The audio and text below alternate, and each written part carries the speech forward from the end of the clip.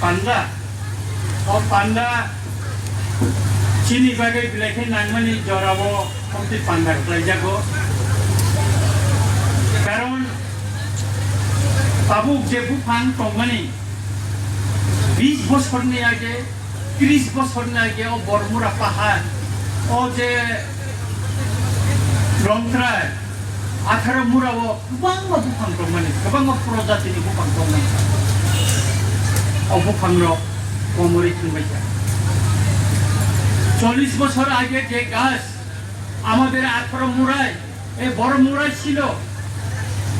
40 বছরে অনেক গাছ অনেক প্রজাতির গাছ আমরা আজকে দেখতে পাচ্ছি না পাহাড় শূন্য হয়ে গেছে এর ফলে আমাদের যে দেশের যে বায়ুমণ্ডল ক্লাইমেট এটা চেঞ্জ হতে থাকলো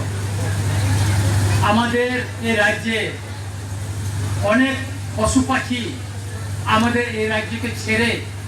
ওই পার্শ্ববর্তী রাজ্য মিজোরামে চলে গেল কারণ সেখানে এখনো বন সুন্দরভাবে সংরক্ষিত হচ্ছে আমি যখন মিজোরামে যাই দেখি যে এখানে প্রচুর বন গাছগাছরা জেলার ব্লকের এখানে আমরা একটা ইকো পার্কের ফলক উন্মোচন করলাম সেটা আজকে সেই ইকো পার্কের ফলক উন্মোচনের সঙ্গে সঙ্গে আমরা এখানে বন মহোৎসব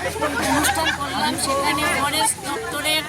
তত্ত্বাবধানে সেটা হলো এখানে আমার সঙ্গে আছেন ফরেস্ট ডিস্ট্রিক্ট অফিসার এবং আমাদের মাননীয় বিধায়ক রঞ্জিত দেববর্মা এমডিসি থেকে শুরু করে সাব ডিভিশন অফিসার এখানে বন মহোৎসব হলো অর্থাৎ গাছ লাগানো হলো 5 জুন থেকে সেই কর্মসূচি শুরু হয়ে গেছে বিশ্ব পরিবেশ দিবস থেকে আজকে আমরা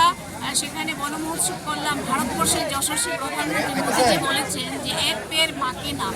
তো প্রত্যেকের কাছে আমরা আজকে মোদীজির হয়ে সেই বার্তাটুকুনে পৌঁছে দেওয়ার চেষ্টা করেছি যে আমরা যেভাবে মাকে আমরা যত্ন করি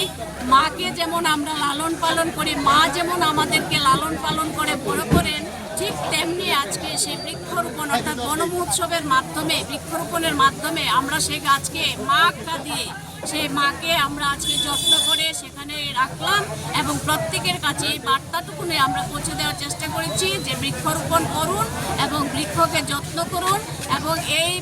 পরিবেশের ভারসাম্য রক্ষা করুন সবাইকে নমস্কার ধন্যবাদ।